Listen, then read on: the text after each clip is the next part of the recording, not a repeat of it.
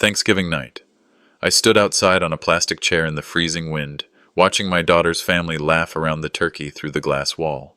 When I saw my own name crossed off the invitation list and replaced with staff, the sting cut deeper than the cold itself. I sat there quietly, breath fogging in the air, thinking about all the years I paid for that very house and every meal inside it. But what they didn't know is that I had already uncovered their secret bank withdrawals, and I wasn't about to stay silent forever. The night ended with me whispering, "They wanted me outside." Well, that's where I'll start keeping score.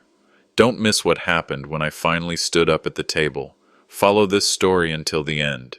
Subscribe to the channel to support, and comment the city you're watching from so I know how far my story has reached. The drive back through the slush and snow seemed longer than it should have. The wipers squeaked against the windshield, pushing away the flakes that clung stubbornly to the glass.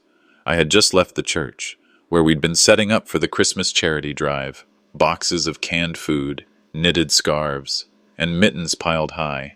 Those folks always made me feel useful, like I still mattered. Pulling onto Darlene's street, I caught sight of her house glowing warm in the winter dusk. The windows radiated a golden light against the pale blue shadows of late November. My boots crunched over the hard crust of snow as I made my way up the walkway. Each breath puffed into the freezing air, curling like smoke. For a moment, a quiet hope stirred. Maybe this Thanksgiving would feel different. Maybe my daughter would look at me and see more than an obligation. I stepped inside, stomping the snow from my boots, and found the kitchen bustling, jackets hung on hooks, shoes scattered across the mat, laughter echoing down the hall. On the side wall, the family bulletin board caught my eye. An invitation card was still pinned there, decorated with turkeys and orange leaves. My name had been written neatly once, but now a faint line crossed through it. I froze. Leaning in closer, the ink slash wasn't heavy, just enough to make it clear. Erased, but not forgotten. Behind me, Curtis wandered past, holding a beer. "Oh, that old thing. The list got too full," he said with a careless shrug, not even glancing back. His voice carried the ease of someone who thought the comment didn't matter. The words landed heavier than he knew. Too full. After 78 years on this earth, after decades of holding this family together, there was no room for me. The sting spread slowly, like frost seeping under a doorframe. Darlene bustled into the room, apron tied tight. She pointed toward the sliding glass doors leading to the porch. "Dad, why don't you sit out there? It'll be quieter for you." She opened the door before I could answer, the blast of icy air rushing in. Out on the porch sat a single plastic chair, the kind you'd leave out for summer barbecues. No cushion, no blanket, just cold white plastic. Inside, the aroma of roast turkey drifted through the cracks. The sound of glasses clinking and voices rising in cheer filled the dining room. I lowered myself onto that chair, the hard surface biting into me through my coat, breath fogged up in front of my face, while shadows of family and friends danced warmly on the other side of the glass. The cold wrapped around me slowly, but the weight pressing against my chest was heavier than the air outside.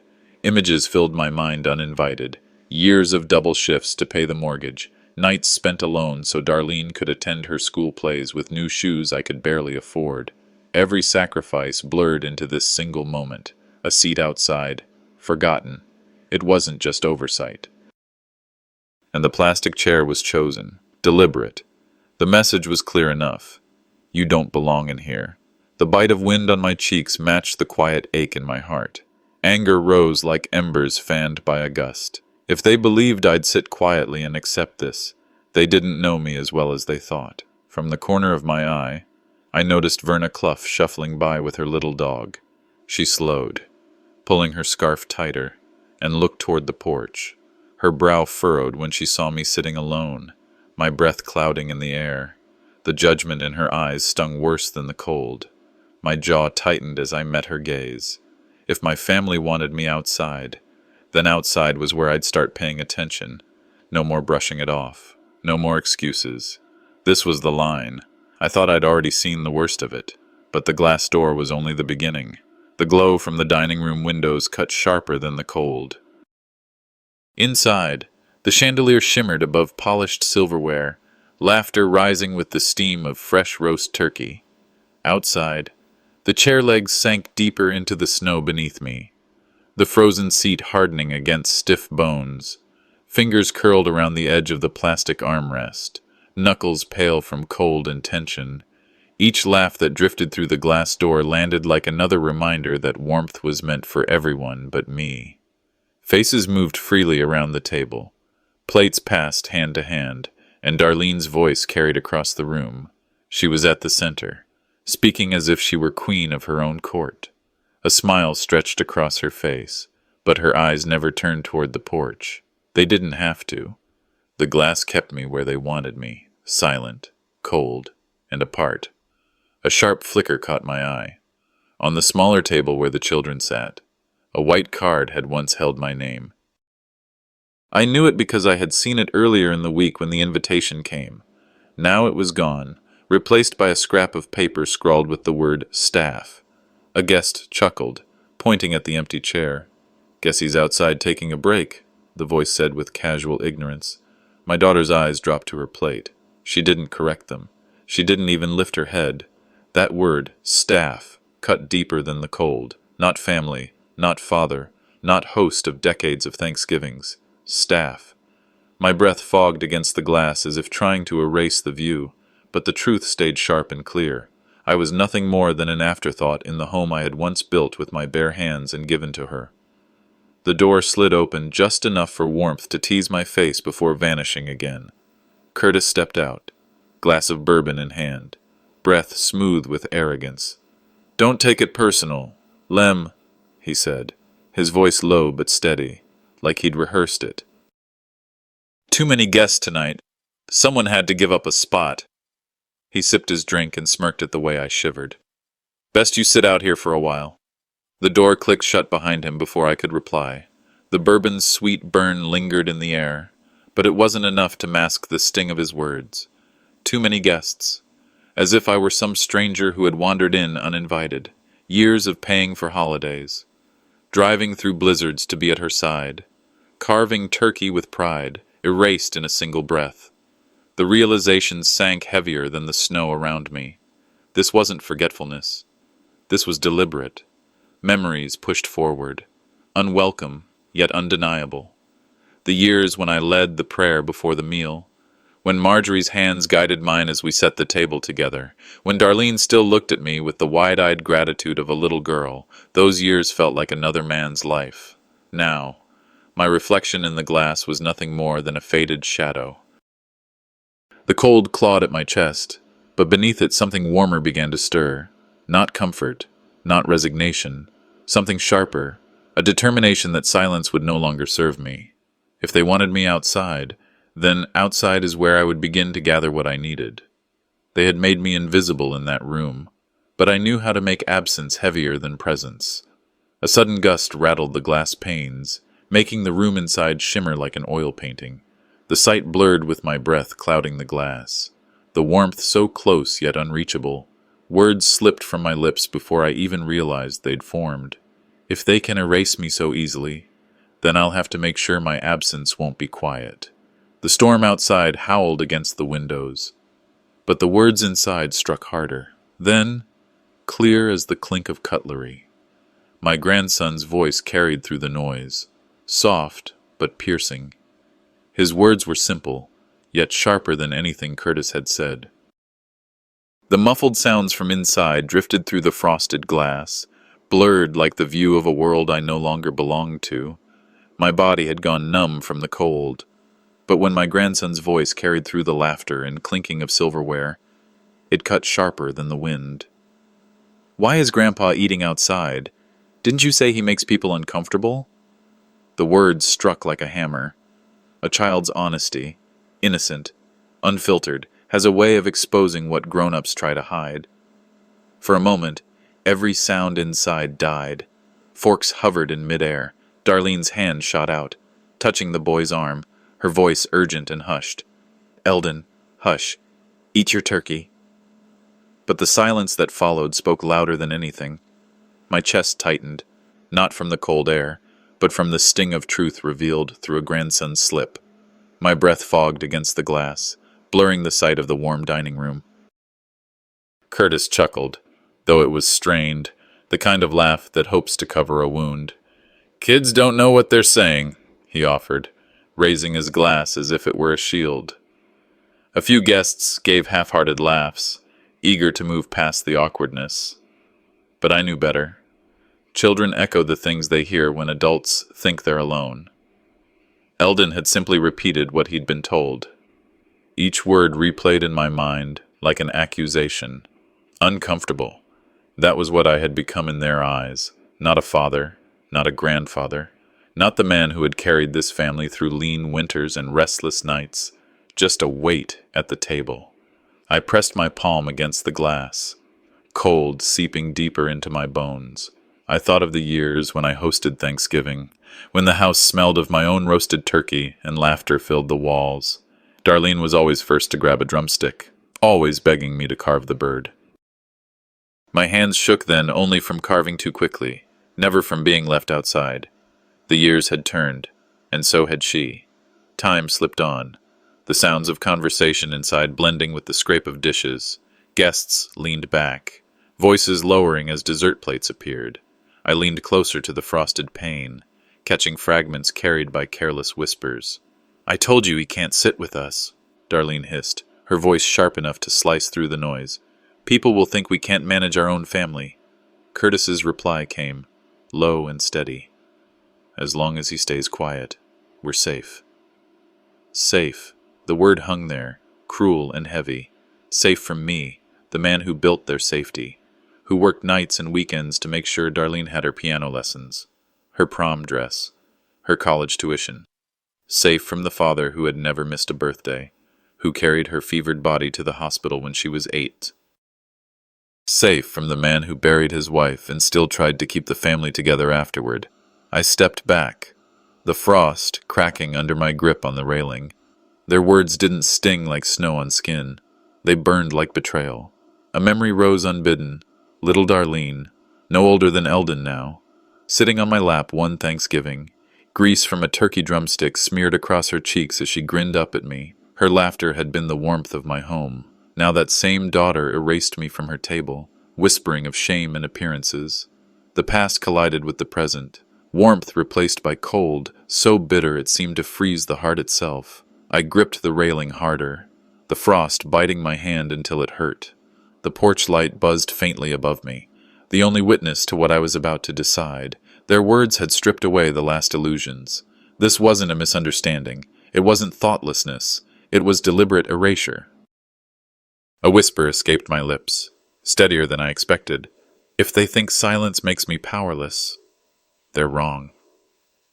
The snow fell heavier, blanketing the ground, muffling the world. But in that quiet, something sharpened inside me. The time for waiting had ended. If my presence could be erased so easily, then I would learn how to make my absence speak louder than their cruelty ever could. That night, I began listening more closely than I ever had before. The quiet after laughter can feel heavier than the noise itself. The clinking of forks and bursts of conversation had died down inside, leaving only the muffled hum of voices moving through the kitchen. The porch where I sat seemed colder, as if the house itself had turned its back on me. Eldon's innocent words still echoed in my chest, sharper than the wind biting through my coat. The kind of truth only a child dares to say out loud had stripped away the thin layer of denial I'd been holding on to. Through the frosted glass I could make out shadows shifting as dishes clattered into the sink. A stillness settled over the house, broken by occasional muffled laughter that didn't reach the walls. Out here, every creak of the house, every scrape of chair legs against the hardwood floor, carried like a reminder that I was not part of it, not anymore. I leaned closer, steadying myself on the railing, not just to stay warm but to listen, not as a father, not as a guest.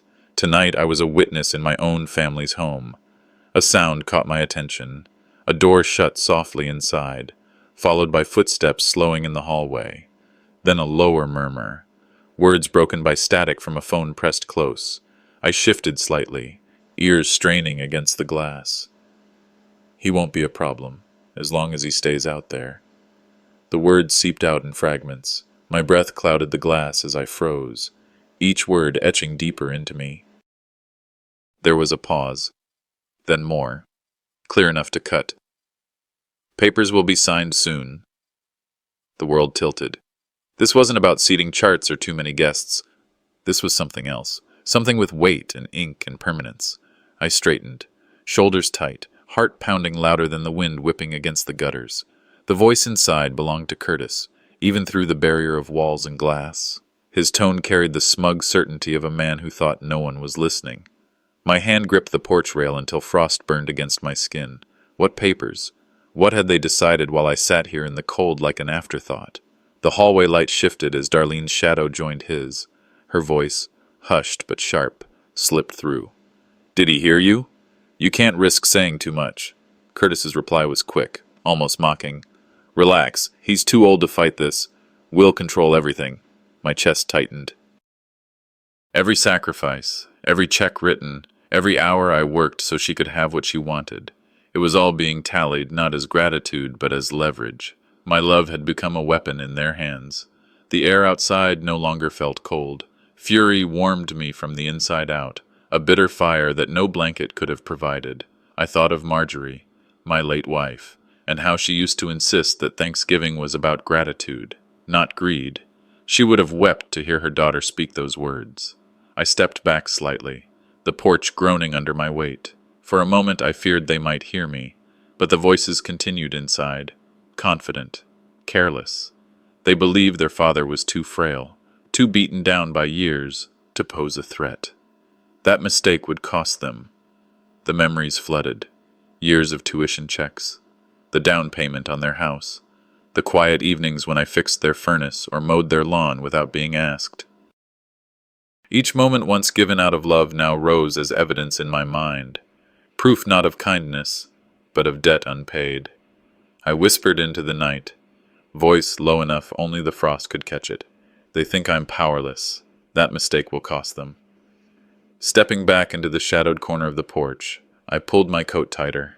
The decision hardened in me, like ice setting over water. Tonight was not about rejection. Tonight was about discovery. When I finally moved away from the glass, it was not in defeat but in resolve. The night swallowed me as I slipped down the porch steps, unnoticed by those inside basking in their warmth. Each step away carried a new weight, not of sorrow, but of determination. That night, I promised myself I'd gather proof and remind them whose name built this family. The first step came the next morning, when I walked into the bank and asked for my records. The morning light crept across the frost-streaked window, but it did little to warm the gnawing cold inside my chest. Sleep had been shallow, more a string of restless thoughts than rest. Every word of Curtis's hushed phone call replayed in my mind. Papers will be signed soon. Those words clung like ice. By dawn, a decision had taken root. Enough watching from the sidelines, enough silence in the shadows. The humiliation of that plastic chair, the sting of my grandson's innocent question, the whispers I wasn't meant to hear, all of it pushed me forward. If they were bold enough to plot over turkey and pie, I had to be bold enough to uncover how deep their betrayal went. The wind cut across my face as I walked downtown, my boots crunching against frozen pavement. The streets were quiet, most folks lingering at home in that post-Thanksgiving haze, nursing leftovers and coffee. I wasn't heading home. I was heading into the sterile calm of the bank, determined to see whether the roots of this betrayal reached into the foundation of everything I had built. Inside, warmth greeted me, though it didn't thaw the iron resolve in my gut. A teller recognized me, gave a polite nod, and directed me to the manager's office. Harlan Dorsey, a man I'd known for years, always neat in his pressed shirts and crisp tie, stood when I entered. "Mr. Briggs," he said with a practiced smile, but his eyes flickered when I told him why I was there. "I want to see my account records," I said, steady and calm. That flicker turned into something sharper. His smile tightened, as if he were weighing words before they left his mouth. "Of course," he said at last, "if you'll give me a moment." I sat across from him, watching every movement. He opened files, his fingers hesitating once, twice. Each pause was like a nail tapping against my suspicion. I didn't need anyone to tell me something was wrong. I could feel it in the way the room grew heavier with every second. When he finally slid the folder across the desk, I leaned forward. The pages smelled faintly of paper and ink. But what hit me harder was the faint chemical tang of betrayal. There they were, withdrawals I never authorized. Not once, but several, neatly spaced, small enough to go unnoticed if a man wasn't watching closely. My eyes narrowed. The signatures on those slips looked familiar, but only at a glance. My name bent in ways it never had in my own hand. Whoever forged them had taken care, but not enough to fool me. And then I saw the worst of it. Property deeds, updated quietly to include another name, Curtis. The room seemed to shrink. I remembered signing my very first loan decades ago, standing taller then, chest full of pride. That loan brought me the house where I raised Darlene, where holidays were filled with warmth, not exclusion. I remembered scraping every dime to pay tuition, making sure she never carried the burden of debt on her young shoulders. And here, in neat little lines of ink, was proof that all of it was being stripped away behind my back. "They think I'm already buried," I whispered, more to myself than to Harlan. His head jerked up, unease etched into his features. He didn't ask what I meant. He didn't need to. The silence between us was thick enough. I flipped through the pages one more time, each line a scar carved deeper into what I thought was trust. Betrayal. This sharp doesn't bleed. It freezes, locking a man's heart in iron. With deliberate calm, I slipped the copies of the records into an envelope. My hand didn't shake. Not from age, not from anger. I thanked Harlan, voice steady.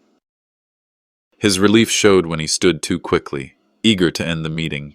As I stepped back into the cold, the envelope pressed firm against my chest. I knew what had to come next. They believed the cold would silence me. They thought humiliation would keep me small. But they forgot one thing. I built this legacy, brick by brick, dollar by dollar, sacrifice by sacrifice, and I will defend it. That same afternoon, I picked up the phone and dialed a number I hadn't used in years, a lawyer I once trusted with my business. The banker's face froze when he pulled up the account under my name, I told myself. But the silence that followed the lawyer's greeting told me even more.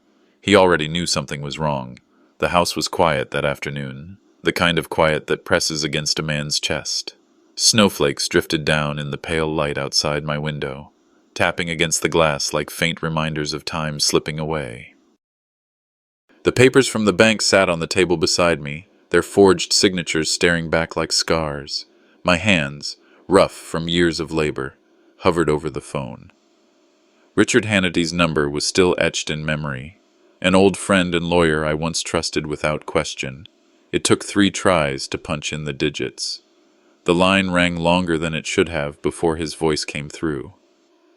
"Lemuel," he said, measured, polite, but with a stiffness I hadn't heard before. "It's been a long while." Small talk spilled out, but it was clumsy, brittle. I didn't waste time.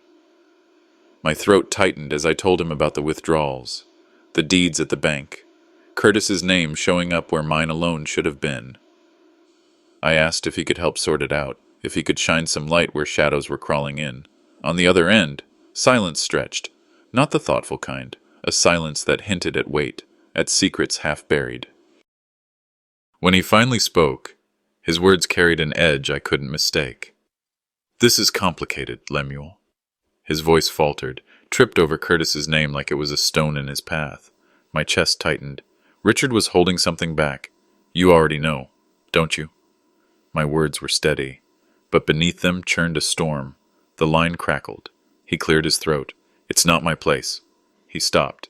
Then came the pause, the kind of pause that tells a man more than words ever could. For a moment, I could hear only the faint hum of the furnace and the snow whispering against the window. Finally, he said, "Curtis and Darlene, they've filed documents at the county court." I gripped the phone harder. "What kind of documents?" "A guardianship petition." His words landed heavy. "They're claiming you're no longer able to manage your finances. That age has compromised your judgment. If it goes through, they'll gain legal control over your property and accounts." The air left my lungs, guardianship. Not just exclusion from a dinner table, not just a chair on the porch, they wanted to strip me bare of everything I had built. They're saying I'm unfit?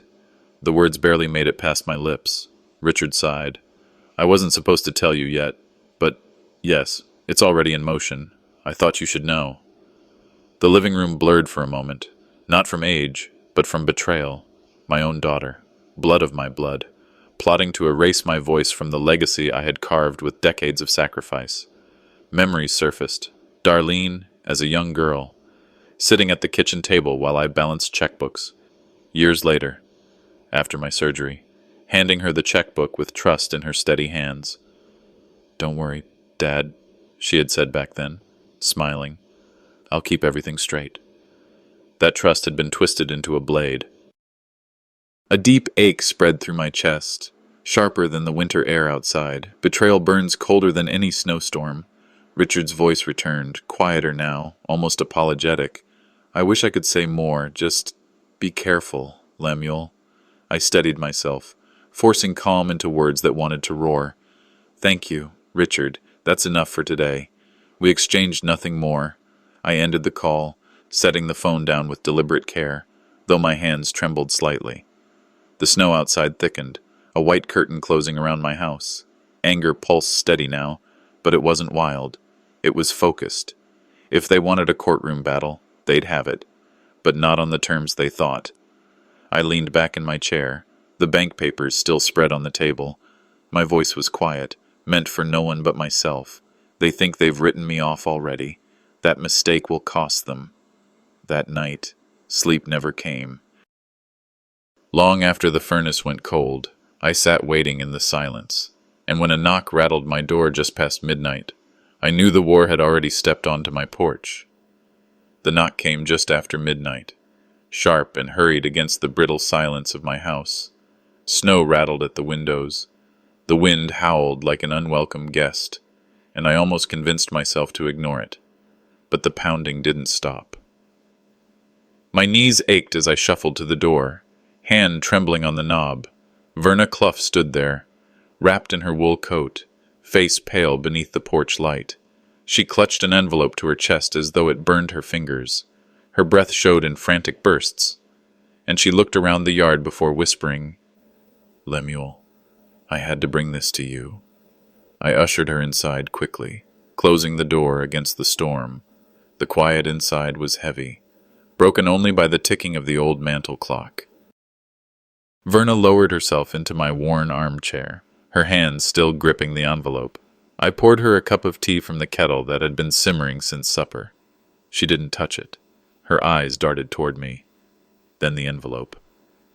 "I wasn't sure if I should, but you need to see this." I reached out slowly, pulling the flap open. The paper inside crinkled, heavier than its weight suggested. Under the lamp's glow, I spread the pages on the table. My chest tightened as I read the first lines. They weren't just scraps of mail. They were email printouts, copied from a computer I knew wasn't mine. Curtis's name stood bold at the top, his words sharp and calculated. Guardianship process, filing after the holidays, property secured under joint claim. Each line stabbed deeper. He hadn't just been whispering schemes over the phone. He had documented them. Plans to strip me of my say, to paint me as unfit, to make sure every sacrifice I'd made would no longer carry my name. Anger rose in my throat, bitter as bile. For years I'd put roofs over their heads, food on their table, saved their dignity when bills piled up. And this? A cold ledger of betrayal, typed out as if I were already gone. Verna's voice trembled. "I didn't mean to overhear. Lemuel. He uses the office printer sometimes. Left these pages. I couldn't ignore it." She twisted her hands together, ashamed of being the bearer. My eyes lifted from the papers, locking on hers. "And Darlene?" Verna swallowed hard. "I heard them on their porch. Maybe 3 weeks ago. She told him it had to be done. After Christmas. Said if they waited, people wouldn't question why you didn't show up anymore. Curtis told her once the papers were signed, it wouldn't matter what you said." The words stung worse than the night air had outside their glass door. My own daughter, my little girl I once rocked to sleep, whose high school tuition I worked 2 jobs to cover, now plotting to erase me like an inconvenience. Memories collided in my mind. Thanksgiving years ago. Darlene perched on my lap, demanding the drumstick, laughing with gravy on her chin. Christmas mornings when she'd tear open the first gift, always from me. Those memories felt like ghosts now, drifting away into the cold. I leaned back, hand gripping the arm of my chair, feeling the tremor of fury coursing through my body. Betrayal sat heavy, but beneath it was something stronger, resolve. I folded the papers, slid them back into the envelope, and placed it carefully in my desk drawer. My voice came low, steady. Thank you, Verna. You've done more than you know, and I promise you, this stays between us. She nodded, relief flickering across her tired face. I just couldn't watch them do this to you. I walked her to the door, the snow already piling high against the steps. Before she left, she touched my arm lightly. Don't let them take you down, Lemuel. When the door closed behind her, the house was quiet again. But it wasn't the silence of defeat. It was the silence of planning. I stood there in the dim light, staring at the drawer where the envelope lay hidden. They thought I was powerless, I muttered into the dark. What they didn't know was that I had just been handed their playbook. By dawn, I was already dressed, coat buttoned, boots laced, ready for a fight. My phone buzzed on the counter, the screen lighting up with a name I hadn't seen in years, Harlan Dorsey. Curtis would never want me to hear from him, which was exactly why I answered. The invitation had arrived that morning, folded neatly in an envelope as if it were some kind of olive branch. Darlene's handwriting was careful, almost too perfect, and the message inside was simple. Holiday dinner continues. Please join us. The words didn't read like warmth. They felt more like a summons. Still, I went, maybe out of stubbornness, maybe out of the need to look my betrayers in the eye. The snow along the sidewalks had hardened to ice, crunching beneath my boots as I made my way toward their house again. The lights glowed bright, chandeliers throwing a golden haze over the dining room windows.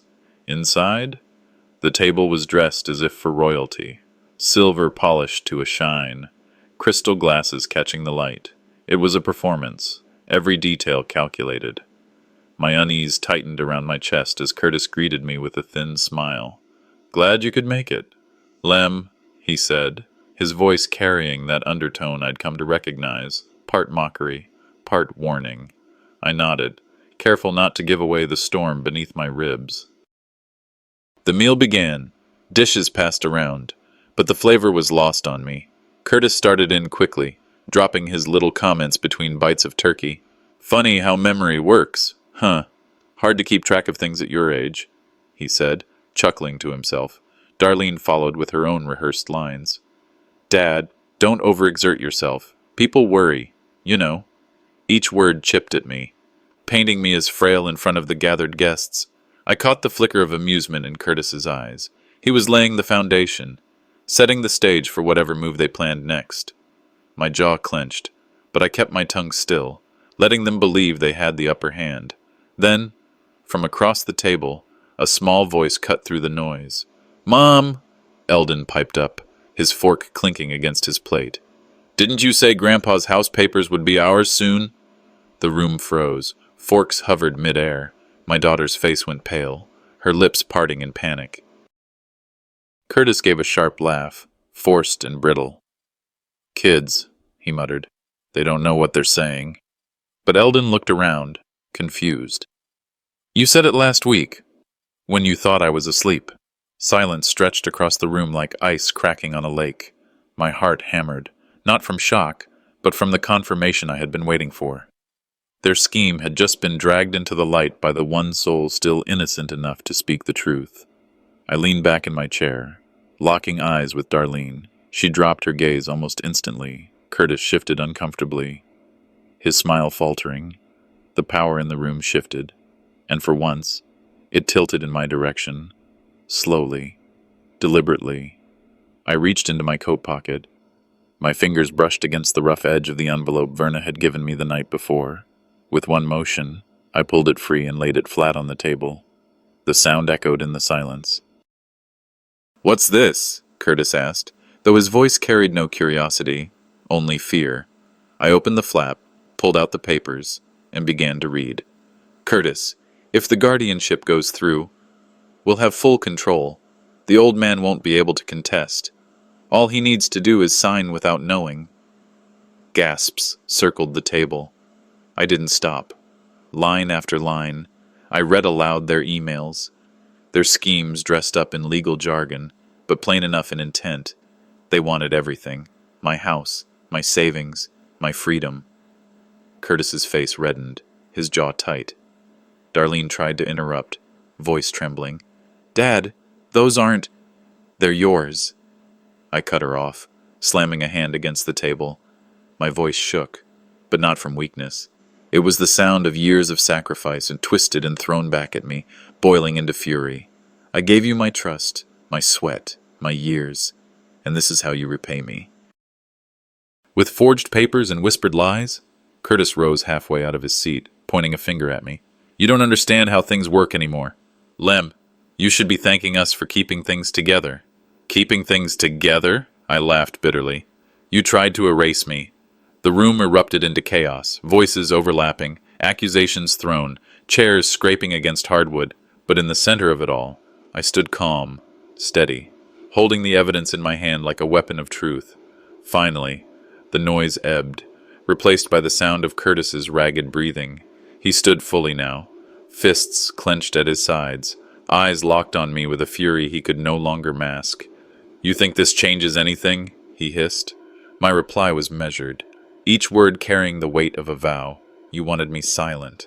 Well, now everyone knows the truth." At that moment, the front door creaked open. All heads turned. Standing in the entryway was Harlan Dorsey, a familiar face from my past, and one Curtis would never want in the room right now.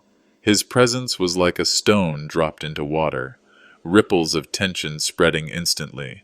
Curtis's shoulders stiffened. My grip on the papers tightened. The confrontation wasn't over. It had only begun. The first light of morning crept through the curtains, dull and gray against the thick snow outside. My body ached from the night before, though I hadn't moved much, just slumped on the couch after the storm at the dinner table. The house held a silence that felt foreign, brittle, as if everyone inside was waiting for the world beyond the windows to decide what would happen next. The taste of confrontation still lingered like iron on my tongue. Every creak of the floorboards upstairs, every whisper of movement reminded me of what had unfolded.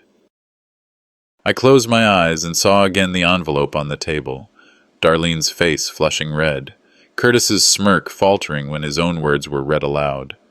The laughter that once filled these walls had turned to raised voices, accusations, and then silence. That silence still clung to the walls, pressing down heavier than the snow outside. The phone broke at first. Its shrill ring cut through the air, and I heard it answered quickly upstairs, a muffled voice carrying half-truths and denial. Then another call, then another. News had spread already. Relatives, neighbors, people curious, people concerned. Curtis and Darlene's carefully built facade had cracked, and the cracks were spreading. I overheard Eldon's small voice drift from the kitchen. "Mom, why were you mad at Grandpa? He didn't do anything." His innocence cut deeper than any accusation could. Darlene's response was sharp, hurried. "Eat your breakfast, but children don't forget. They hold on to truths adults try to bury." The day rolled forward with the weight of gossip. More calls came. I caught my name mentioned in hushed tones. Some asked why I had been eating outside in the cold. Others demanded to know what Curtis had been hiding in those emails. Shame began to circle them, the same shame they had tried to force on me. By late morning, Harlan Dorsey arrived. He stepped into the living room, the smell of crisp air following him in. He looked at me long, as though seeing not just a man, but a story that was finally being told. We sat in the quiet, the murmur of the house muffled behind us, His voice was low but steady. Lemuel, you should know. Curtis has been moving money through properties, using your name as leverage. I saw it when I checked records. It isn't just Thanksgiving. It's bigger than that. I felt the words settle into my chest like stones. Bigger than dinner. Bigger than a chair on the porch. This was about stripping me of everything I had built, but Harlan leaned in closer, his tone sharper now. You're not alone. They've overplayed their hand. People are watching, and not in their favor. There was a flicker of relief, brief but real. For the first time, the burden didn't feel entirely mine, yet even with Harlan's words, dread lingered. A lifetime of sacrifice turned against me was not easily undone with truth alone. That afternoon, I found myself facing Darlene in the narrow hallway. Just the two of us. Her eyes, once the same ones that sparkled when she begged for the wishbone at age 6, now carried only bitterness. You've ruined everything, she hissed. Do you know what people are saying about us? You've embarrassed me. I tried to steady my voice, though pain knifed through every word. Embarrassed you? You did that yourself when you erased me from my own table. Her face hardened, lips tight. This is your fault, all of it. And you should have just let us handle things. And then she turned sharply, storming off, leaving Curtis standing in the doorway, his jaw clenched, his silence heavier than any words. The house was colder than the snow outside now, not in temperature, but in spirit. Still, I refused to shrink back. Not this time. As evening settled, an envelope slid under the front door. The sound was soft, almost innocent, but it carried weight. I picked it up, fingers trembling as I tore it open. The paper inside was plain, the handwriting rough. Back off, or you'll regret it. I stared at the note for a long moment, the edges crumpling under my grip. Fear tried to creep in, but something stronger pushed back. They were ready to fight dirty, but they had forgotten. I had nothing left to lose, and that made me dangerous. Snow had thickened into a white curtain by the time Harlan and I reached the courthouse steps. The old building loomed against the gray sky, its lights glowing faintly through frosted windows. My boots crunched against the salted walkway, every step heavier than the last. People turned as we passed, neighbors, church acquaintances, men I'd once worked beside, their whispers carried in the cold air, brushing against my ears like the sting of sleet. Harlan walked steady at my side, his briefcase swinging, his face unreadable. Across the courtyard, I spotted Darlene and Curtis. They stood close but not close enough to look united. Curtis's jaw clenched, eyes darting around like a man searching for a way out. Darlene clutched her coat, refusing to meet my gaze. I paused on the steps, breathing in the sharp air, steadying myself. The cold no longer bit the way it once did. It had become something I wore like armor. Inside, the warmth of the courthouse was muted, solemn. We were guided to the hearing room, where rows of townsfolk had gathered. Some sat out of curiosity, others out of loyalty, but all came for answers. The judge entered, and the shuffle of papers filled the room. Harlan rose first, presenting the documents Verna had saved, the same envelope I had opened under the pale light of my living room, copies of Curtis's emails, notarized bank records, and forged signatures all spilled into the record. Curtis shifted in his seat, his smug veneer thinning with each word Harlan spoke. The judge frowned at the mention of property deeds altered without my knowledge, my name scrubbed and rewritten to include Curtis's. My daughter's name appeared in those petitions too, guardianship claims that painted me as unfit, as if I were a burden they needed to contain. Harlan's voice stayed calm, but mine rang in my chest with every revelation. I thought of the nights I'd sat at their table carving turkeys, signing checks for their tuition, helping them cover mortgages. Those sacrifices had been twisted into weapons against me. The judge acknowledged each piece of evidence, his pen moving with quiet finality. No outburst, no theatrics, just the truth, standing naked and undeniable. When the session ended, the air in the hallway felt charged. Neighbors exchanged glances, no longer whispering but speaking plainly. I never trusted him, one man muttered about Curtis. Imagine doing that to your own father, a woman said, shaking her head. Darlene pulled Eldon close as they passed, her face flushed with shame, her eyes wet but defiant. Eldon looked at me then, his small hand tugging at hers, his eyes round with confusion. He didn't understand legal filings or property deeds, but he knew something was broken. I wanted to reach for him, to let him know that none of this was his fault. But Darlene dragged him away, her lips pressed tight. Curtis stormed through the crowd, barking at anyone who dared block his path. And no one moved to follow. Isolation wrapped around him like a cloak he couldn't shed. The community had chosen where to stand, and it wasn't with him. By nightfall, I was back home, the courthouse a memory already fading under the hush of falling snow. I sat in my chair by the window, watching the streetlights blur through the storm. The house was quiet, the kind of quiet that pressed on your chest. My mind drifted to Thanksgivings past, Darlene as a child, climbing onto my lap, begging for the drumstick, her laughter echoing through our modest home. Those images pierced sharper than any legal betrayal. The truth had set me free. Yes, but it had also severed bonds that once felt unbreakable. I rubbed my hands together, not from cold, but from habit, as if warming them over the fire of memory. My dignity remained intact, but my family lay in ruins. I wondered whether survival was the same as victory.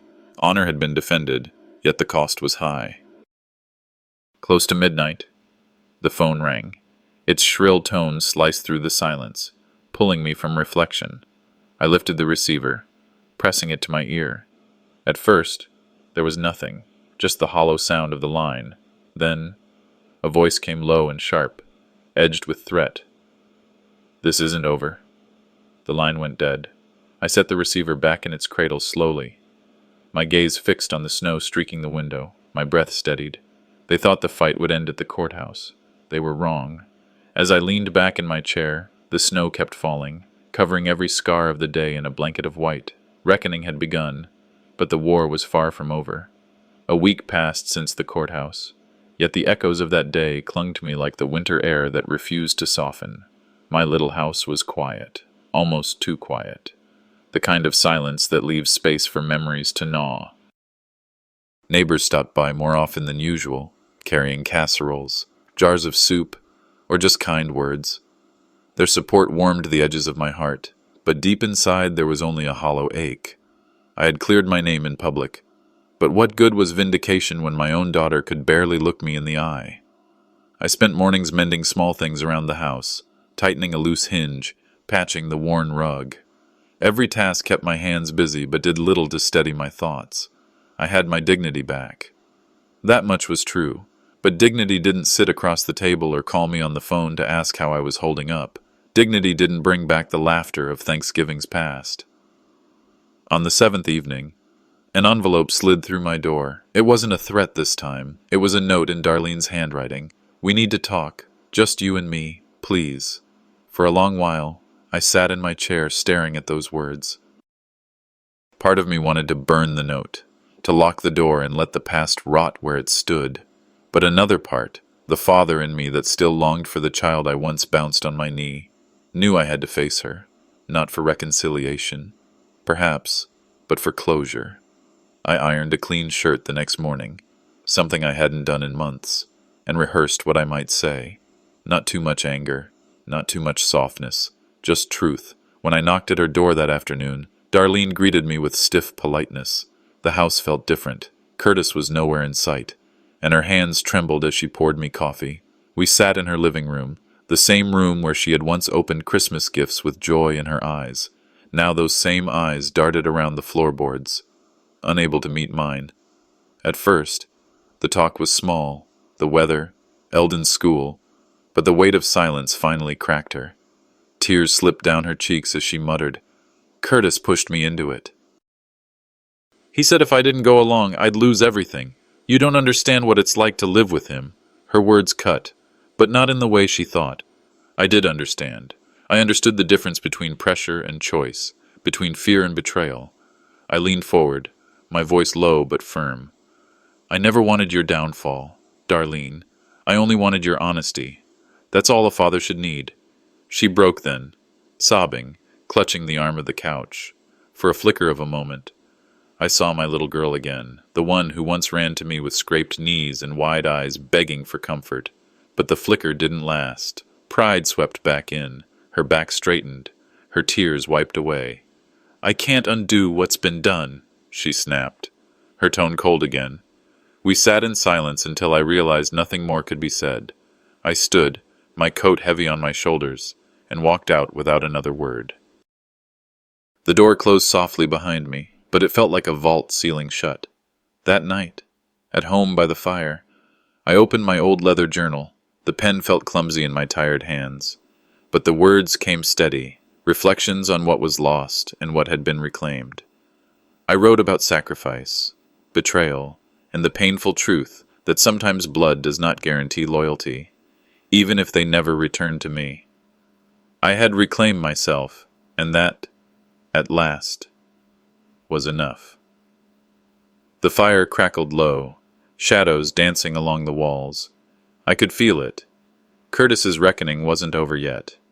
There was still another page waiting to be written. The community hall buzzed with a nervous hum. Boots stomping snow from the steps. Coats pulled tight against the early winter chill. I sat toward the back. Quiet, the smell of coffee and damp wool filling the air. People weren't here for fellowship tonight. They were here for judgment. Harlan Dorsey stood at the front, spectacles low on his nose, a thick folder in his hand. He cleared his throat, and the murmur dropped to silence. "We've uncovered new documents," he said, his voice steady. "Mr. Curtis Malloy misrepresented financial assets, shifted titles without consent, and falsified signatures. These papers prove it beyond dispute." Gasps rippled across the room. Neighbors who once shook Curtis's hand now stared at him as though he carried a disease. I looked over at my son-in-law. His jaw twitched, fists clenched on his knees. Darlene sat stiff beside him, her face pale, eyes darting anywhere but mine. Harlan placed the papers on the table for all to see. "Fraud," he said, each letter a hammer. "Fraud against his own father-in-law." Curtis leapt to his feet. "This is slander." The hall erupted, murmurs, mutters, sharp words, but no one defended him. Not one. Darlene reached for his sleeve, whispering something frantic, but he jerked away, face red, cornered. I didn't stand right away. I let the silence hang. When I rose, the boards creaked under my weight. The room quieted, all eyes turning. "Neighbors," I began, my voice low but firm. "Family is meant to be a shelter, a place where trust is honored. I gave my life's work to my family, not for riches, but so they could build something better. Instead, lies were built on top of my name." My throat tightened. I steadied myself, refusing to let tears break the words. "They may strip my accounts. They may scribble my name off papers, but a man's integrity—" I paused, letting the words sink in. "That is the inheritance no one can steal." From the front row, a small voice piped up. Eldon, my grandson, his legs too short to touch the floor. "Grandpa," he said, his voice carrying clear. "Will you still love us?" The room seemed to hold its breath. I looked straight at him, past the shame on his mother's face, past the fury in his father's eyes. "Always," I said softly. "Love doesn't die, but lies cannot live."